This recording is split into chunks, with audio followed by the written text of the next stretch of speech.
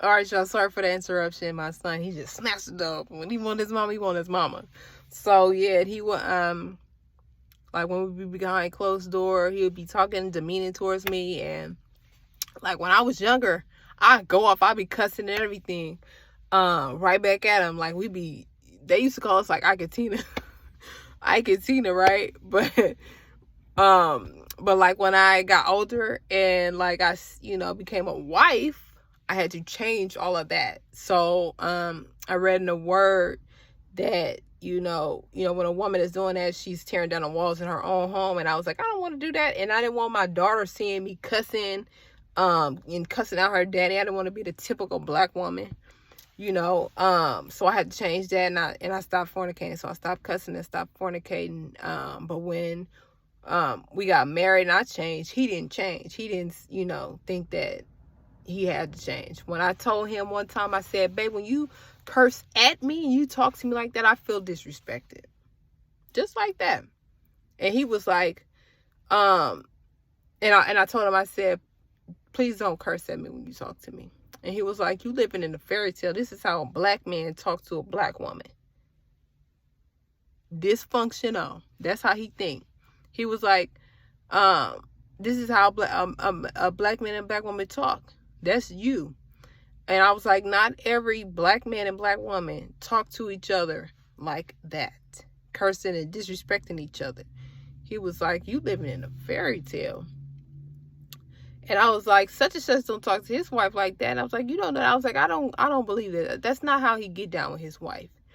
And then he was like, you gonna either have a man that talks to you crazy, and still treat you right or whatever, or you gonna have a man that cheat on you, that give you everything. And I'm like, what? Just something stupid like that would come out his mouth. So it was like, I gotta take it or leave it. And if I try to leave, he gonna try to, lock me in the house. So yeah, so back to that, that's how he would talk to me. And he didn't feel no remorse when he would get on the phone with people. He would be acting like, just a whole nother person. But I did finally reveal that, he be talking to me crazy just like that. And then he was like, oh yeah, I do that, and da da da da. That's something that I'm working on with God. He was never working on it. So he was physically abusive. That was something I had to like realize, because that's how we would start fighting. He wouldn't just haul off and sock me or punch me. That's not the only way you could be abusive. Like, you know how like these football players, how they take their chest and then they like knock you, kind of like that. So he would do that. And then like when I would try to go around him to, get out of the argument and get away from him, he would do that to me all the time. So then I'll push him back. And you know what I'm saying? Like we kind of, like I'm a couple inches shorter than him. Not a whole lot. Like we kind of neck and neck almost. But I'm still shorter than him. So we'll start fighting. And that's how it go down. Like that's how we got the name Ike and Tina Turner. So that's something I had to realize, because it's like I don't want to just hold up and hit my spouse. This is something that he bring upon me, and I'm just having to defend myself, not wanting to defend myself in that way, because I'm not even trying to go there with you. It's just you got to be controlling, you got to be talking to me crazy. I am a person, you know what I mean? So that's something that I try to talk to him about. You know what I'm saying? But his response was, oh, I don't just haul up and hit you. You ain't walking around here with busted lips and busted, bruised eyes. And it's like, it's more to it. That's what it could lead to. One time he did leave a bruise on me. He pushed me and I had a bruise on my leg. So he immediately went to my mom's house, right? And he was crying. And he was like, Moms, me and Kiara got into it. And I pushed her down. She got a little bruise on her, but I promise I ain't gonna never put my hands on her again. Bro was crying. Yeah, bro was lying. I see that man cry so many times. It's like, it don't even matter to me no more. It don't do nothing to me. Like, it used to, like, do something to me. Like, this is my, my lover, my heart. He's crying, so I need to aid him. After a while, I was like, you lying. You lying devil. So yeah, that's how it was. And I was just tired of that. You get tired of all that. You get tired of emotional stress. You get tired of the control. You get tired of isolation. One time, when I was pregnant with my son, and I was, excited, trying to get, whatever I could, myself. And then when we had our baby shower, we would say, we need this, this, and this. So I had the money, and I wanted this stroller. It was so cute, right? And it was one of those stroller car seat matching kind of things. And part of the abuse, the control and all that, I would hand my husband the money. So I told him, I said, babe, I want this one. This is the one I want. And he was like, okay, I'm gonna get it. And he was saying, okay, yeah, I'm gonna get it for so long. And I was like, finally like asking him, why didn't you get the car seat from the stroller in the car seat that I wanted?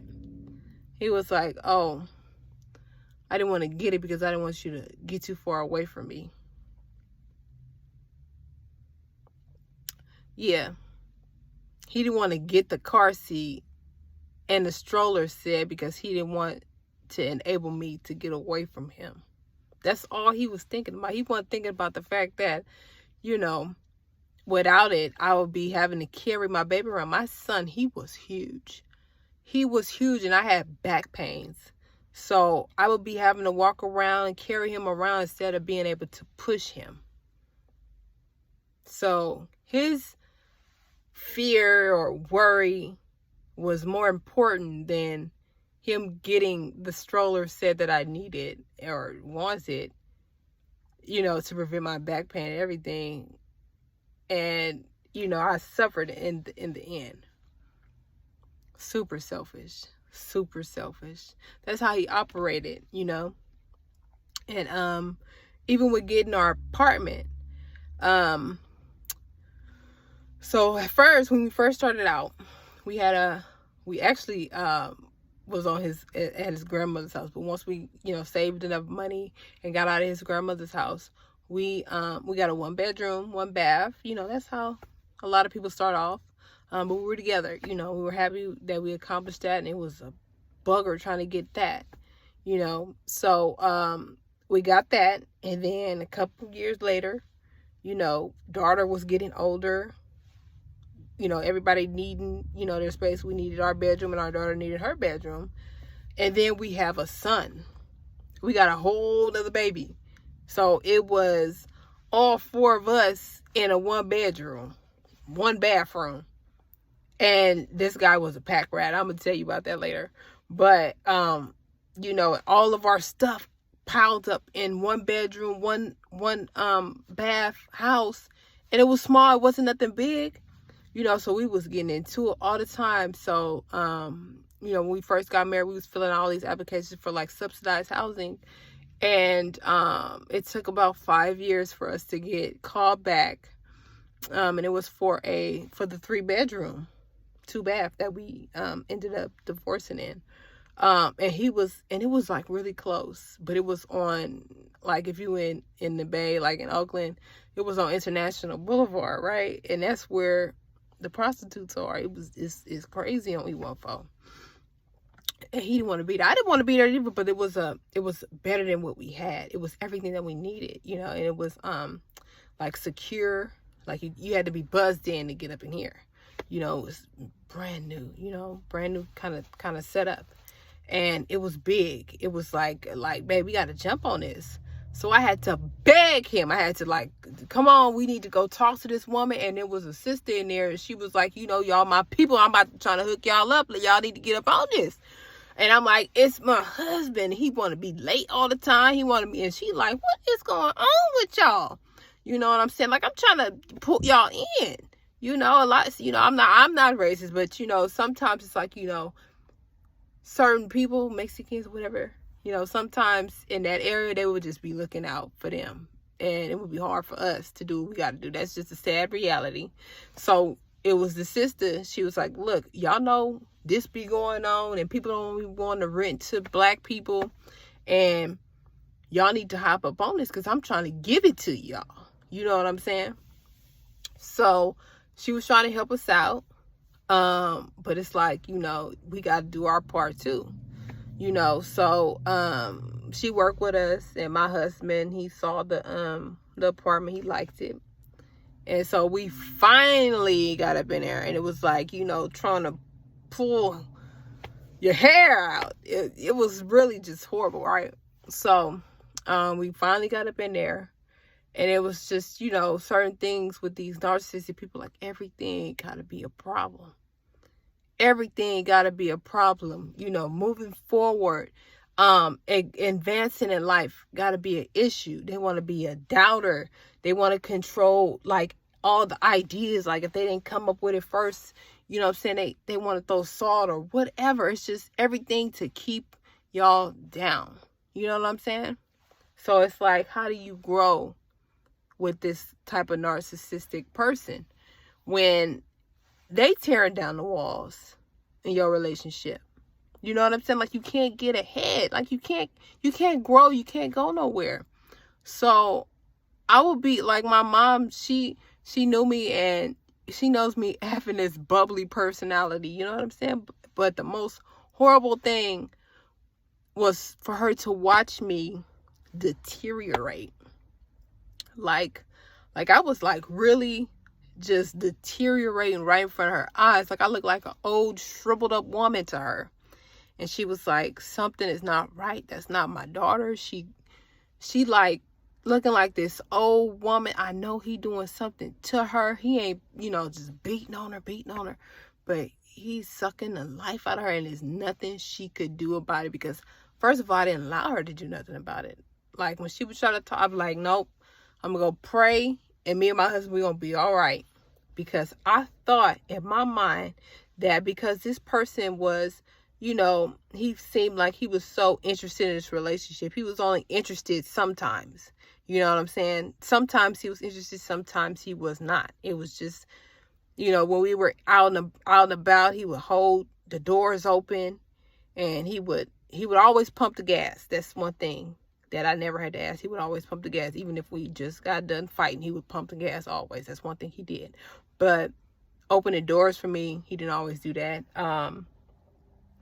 And he was just a perfect gentleman in the public eye.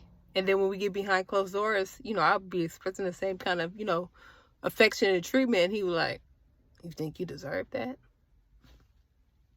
And I'd be like, well, you just was doing such and such and such and such and such. And then it's like, oh, you did X, Y, and Z to make me not do it no more.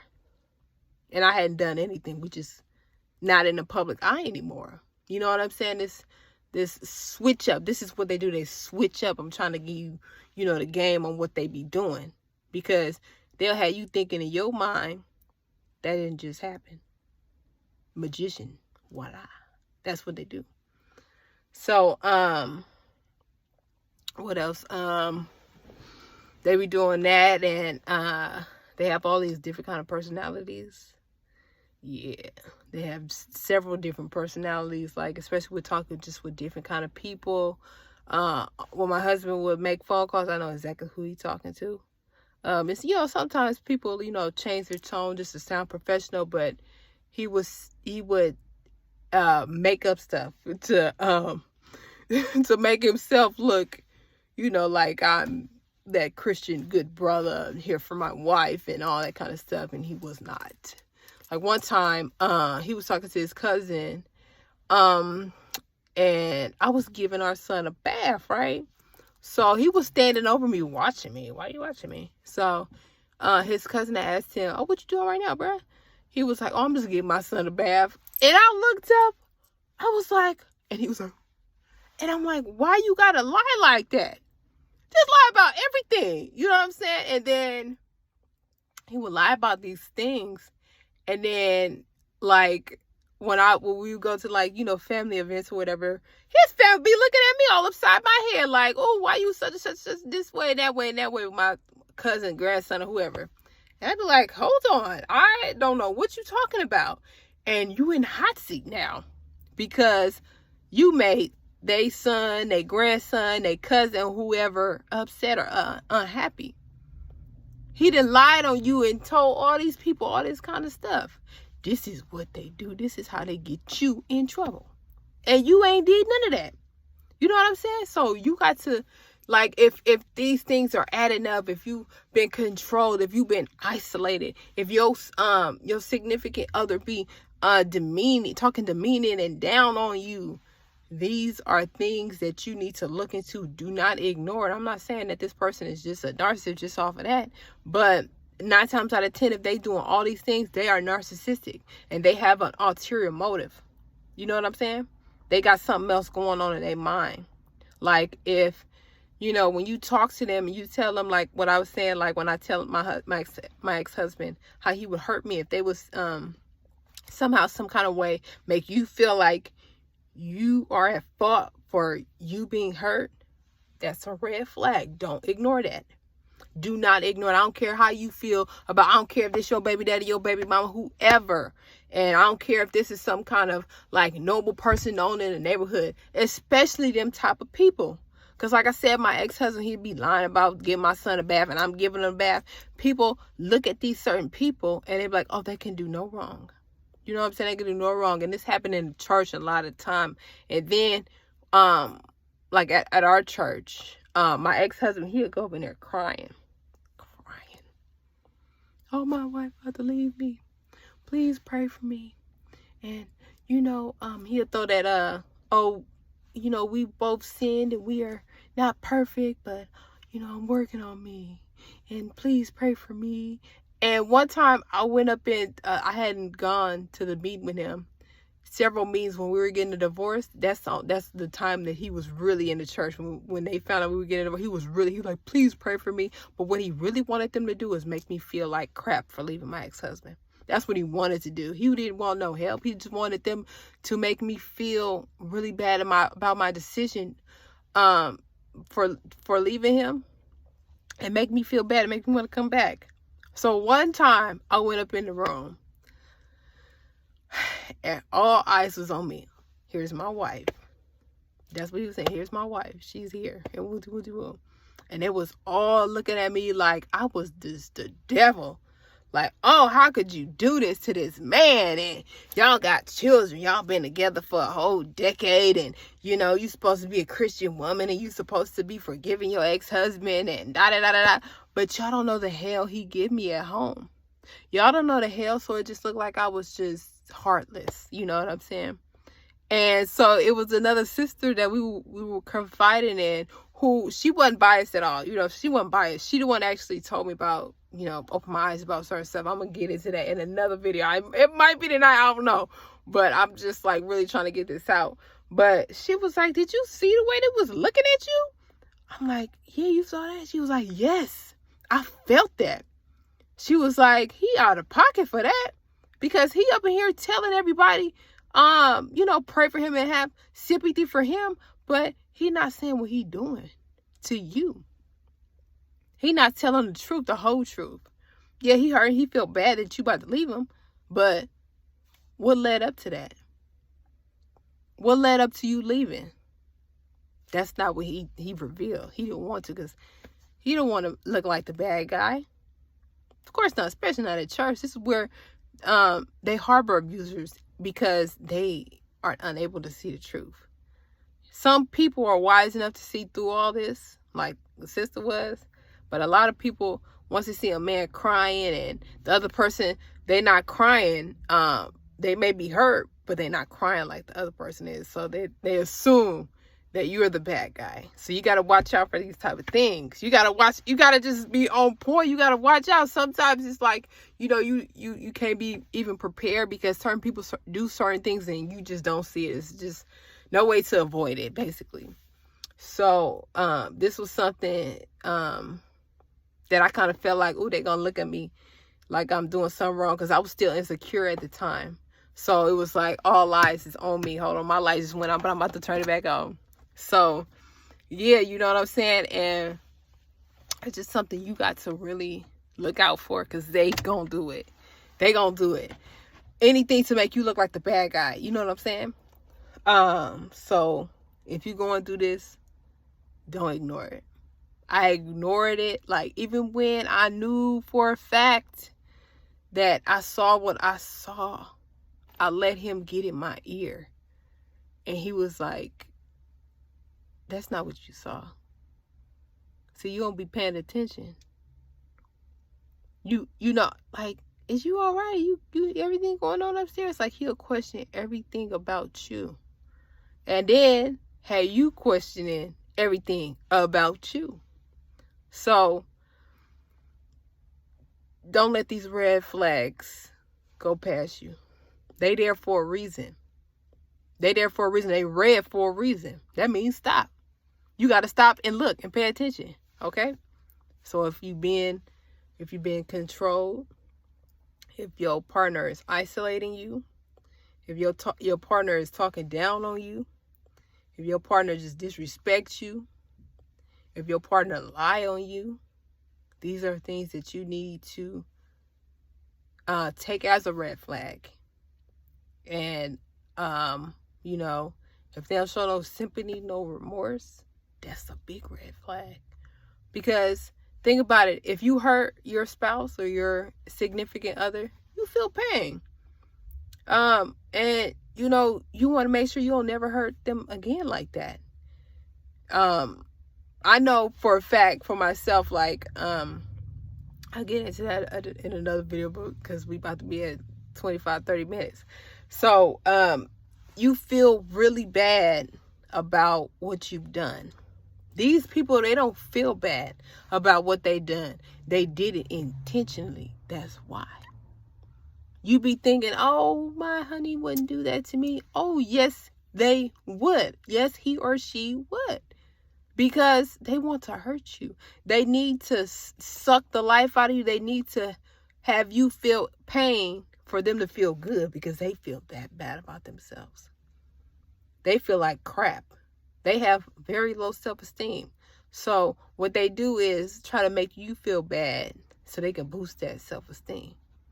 That's how they living. That's how they living. And these people are not Christians. That is not a Christian way. It's not. So don't look at them like they're a brother or a sister. You're supposed to kick them out. Don't treat them like a brother or a sister because they're going to keep on doing it to this person, that person, that person, that person. My ex-husband, like, I ain't going to air him out too much, but I just feel like whoever my ex-husband end up with, I'm not going to, you know, be messy or dramatic towards them. I'm going to pray for them because I know they going to go through it because I went through it. And like, I know he's unhappy because one, he at the house all day with his mama and his grandmama. And I know they talking bad about him, about losing me, losing his kids. I mean, he didn't really lose them because, I still, even today, I was taking pictures and showing him, you know, keeping that, you know, his relationship with his children open. You know, even though I don't have to do none of that. But like I said, like, I care about my kids' relationship with their dad. I don't care about our relationship because we don't have one. But even with that, you know what I'm saying? Like, I know that he very miserable because the way they used to talk to him, even when we were living with them, when we were around and they be getting into it, like, we was like in Tina, but they was like, oh, I don't even know. I ain't even got nobody to explain. It was like World War III with them. You know what I'm saying? So I know he going through it and he got that look on his face and he be telling everybody that he wish he was still with his wife and children, but he messed that up. So he really miserable, you know. So whoever he get with, you know, it's gonna be like a relief, and he gonna just go back to his ways of, you know, he's gonna start out love bombing. That's how they started. They start out love bombing you, you know, showering you with gifts, and all kind of just stuff, just telling you stuff that is like, oh my God, is this real? Like, this can't be true. Like, and they gonna make it seem like, you know, you the best thing that ever happened to them. I promise you, that's what they do. So what he gonna do is, he gonna do the same thing he did to me. He was trying to tell me, oh, I think you my soulmate. And try to shower this person with all kind of gifts. And, you know, just trying to show this person the world.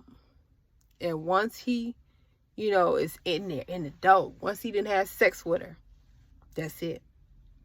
That's it. He gonna act a fool. Cause that's when you know you got her. Like I mean, I don't know about the modern day woman now, cause everybody just gapping their legs for everybody. But if she, you know, some kind of respectable woman, and she's not just, you know, gapping her legs for everybody. Once he got her in bed, he know he got her, and he gonna destroy her. He gonna completely destroy her, and I'm just gonna pray for her. You know what I'm saying? I'm just gonna pray for her, for real. Because I don't want nobody going through what I went through. But if somebody get with him, she gonna go through it. And it's not gonna be nothing pretty. You know what I'm saying? They both gonna be miserable people. So that's it. That's all I have to say about this one. But I might come back on, I don't know. But like I said, I'm just trying to get this information out there and share what I gotta share. And I'm doing this for God. This is what he told me to do. Ain't nothing gonna go right unless you do right by God. So take that to heart. Listen to what I gotta say. Because I done been through it. I don't look like what I've been through. Thank you, Jesus. So take what I said to heart. If you're in any kind of abusive relationship, you go get help. I don't care what your spouse or your boyfriend, your girlfriend say. Go get some help. All right? So check out my videos. Like, share, subscribe, and be safe. Love yourself. Love other people. All right? Peace. Till next time.